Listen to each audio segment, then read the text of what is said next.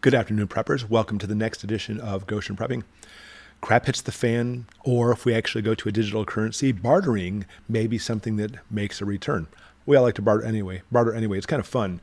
But here's 5 things you'll actually want to have, some kind of like currencies you'll actually want to barter with that'll make life easier when that day comes. Number 1, pieces of gold. I started with the biggest one first, didn't I? I will tell you, I am very reluctant to trade in gold. First off, don't even think about taking like a 1-ounce gold coin. Do you know how much it's going for, at least right now in today's market? Upwards of $2,000. Could you imagine going into a bartering situation and say, hey, can anybody break my $2,000 coin? Obviously, I have to have really small pieces to break it up to be able to barter in gold. Now, I'm not saying that can't be done. A lot of times you'll actually have jewelry. Often the jewelry will actually have a stamp on there as far as what kind of karat gold it is, or even tell if it's electroplated gold. Or if you actually have a gold necklace, a lot of times in third world countries, you can actually break off little pieces of it and actually trade those little pieces. The problem comes to, if you're the one receiving the gold, are you receiving the gold? Because there's a lot of fake gold out there and you may never know. So actually having jewelry with the actual stamp on there telling what carat it is will work very well. But either way, I put this first because this is my least favorite. We'll get to my best favorite in just a minute. Number 2, pieces of silver. I am far more comfortable trading silver. Even if you actually have a silver coin, we're not talking about the vast expense you would have for a gold coin. Now, so you can still do the same thing, though. Obviously, you can actually have like a silver necklace. Maybe you don't actually even have to chop it up. And often it'll actually be stamped. What kind of silver is it? Is it pure silver? Is it actually silver embossed or engraved on there? That's some things you actually need to take a look at and consider. But there's lots of silver jewelry out there, too. And silver can be an excellent thing, even with silver coins, to be able to trade when that time comes. Number 3, junk silver. Now, I'm not saying it's the best to trade, but it certainly is my favorite, junk silver coins. Now, if you're actually looking at quarters, dimes, and half dollars, not nickels, mind you, then if you actually find these coins 1964 or older, they're actually 90% silver, which is really neat. Now, how much silver is this? If you actually have 6 quarters, 6 of these 1964 or older quarters, that's about a troy ounce. Same thing if you actually have 3 half dollars, 1964 or older, or dimes, 1964 or older. You actually have to have 14 of them to actually make that a silver ounce. Now, you obviously I have one coin here, this one from 1957, and so therefore this is about 1/6 of an ounce. I don't have to have 6 of them, but I could trade with somebody and say, look, I have 1/6 of an ounce of silver right here to be able to trade whatever you need to. Now, nickels are a different story. Nickels, 1964 or older, for most of them, they're actually just garbage metals. But the wartime nickels from the 40s, they are.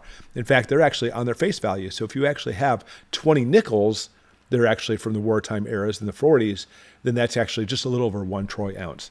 But I love these things. I try to collect these anywhere I could possibly go and get them from. Just a quick thing. My favorite thing, by the way, is go to the casino. Not necessarily to gamble, but literally go through the change machines there, put some money in and get change out. You'll find these all the time because people will take their coin collections or steal their dad's coin collection. I'm not sure where they get the money from, trade it into the casino so they can fill their addicting habits, which we'll talk about addicting habits in just a second. But I get these all the time for the casinos. I literally just go cash money in over and over again, and I get a lot of junk silver coins when that happens. Number 4, vices. I certainly don't want to take advantage of some kind of addiction somebody's struggling with. But if you can think of some kind of addicting things, like even just cigarettes, cigars, or like chewing tobacco, there's a lot of people actually have an addictive quality to liquor, beer, wine. Those things are gold, no pun intended, when it comes to bartering. Crap hits the fan. Cigarette manufacturing is going to be kaputs at that point. And so if you actually have a few cartons of cigarettes, they will become gold per se. Or liquor. Liquor is a really great thing. It's not simply just about drinking, but if you actually have a high enough proof, 70 proof liquor, it's a disinfectant. So think of any vice that somebody might have. Think of any type of habit.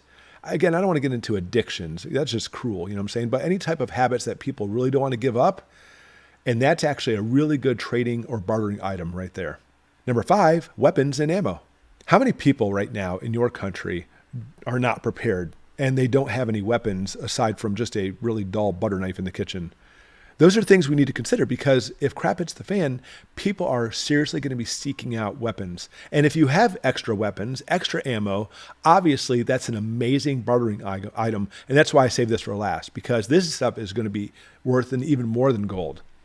Now, people talk about all the time, and there's a valid point. You take ammo to someone, or like, here, I'll trade this gun for you. Just give me a stick of butter or some food, whatever, and take the gun. What's stopping them from using the gun on you? Well, I'll tell you first off, I actually have, in my opinion, a genuine belief that people are good on the inside. I don't think you're going to find that to be the case, but I'm not saying you shouldn't take any chances. You definitely should not. So this next video, tomorrow's video, by the way, is going to show you all the different things you should do when you barter to make sure that if you end up even trading guns or ammo, whatever the case may be, in either direction, you need to be able to protect yourself. So keep that in mind. It's not simply saying, hey, by the way, take my gun, because they'll probably take the gun and all the things they gave you for it as well. All right, we'll see you in tomorrow's video. We'll talk more about that then, and thanks for watching.